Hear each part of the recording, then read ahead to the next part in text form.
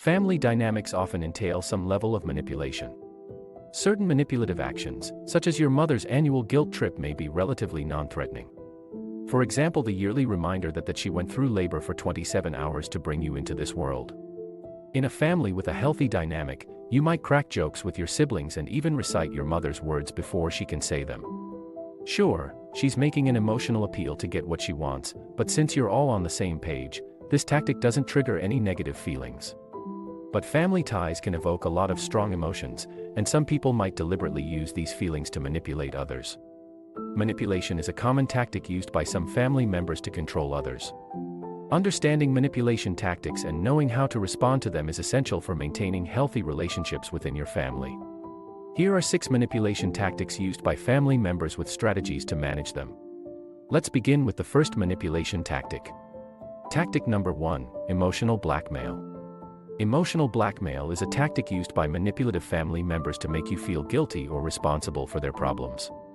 A family member using emotional blackmail will deliberately appeal to your feelings to try and convince you to do what they want. To respond to emotional blackmail, you must set boundaries and not let their emotional manipulation affect your decision-making. You can say something like, "I understand how you feel, but I can't change my decision." Tactic number 2, gaslighting. Gaslighting is a tactic used to make you doubt your perceptions or sanity. For example, your sibling might say, "You're always so sensitive, you're making a big deal out of nothing." A pattern of gaslighting often leaves you confused, doubting your memory, and questioning your perception of reality.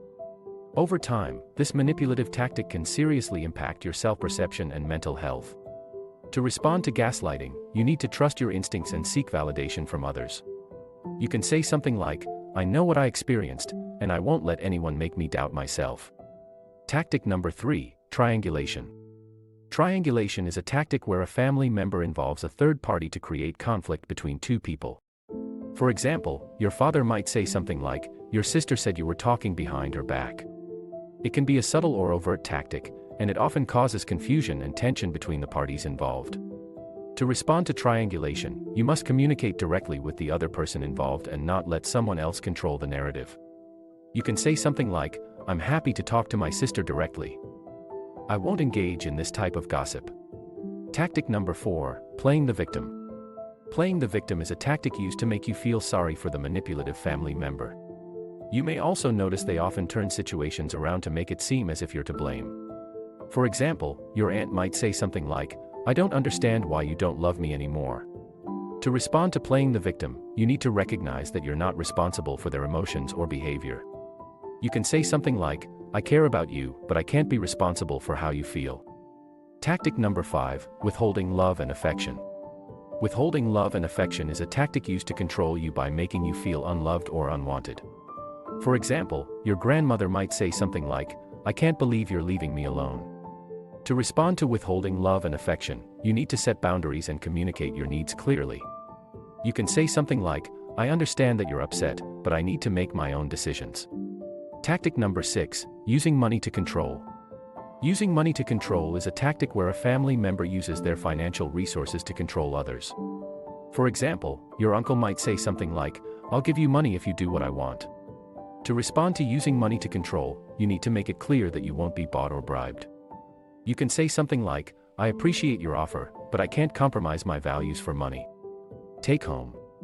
Dealing with family manipulation and other toxic behaviors can be stressful, to say the least. When you feel uncertain about how to handle the situation, you might refrain from responding at all. This may help you avoid conflict but also allows the manipulation to continue. An excellent first step is to acknowledge that you're aware of the manipulation. It's normal to feel upset or pressured, but remember that's how they want you to feel. Try grounding yourself or using breathing exercises to cool down and relax. Use respectful language and "I" statements to avoid sounding confrontational. This means expressing your feelings and thoughts rather than simply making accusations about the other person.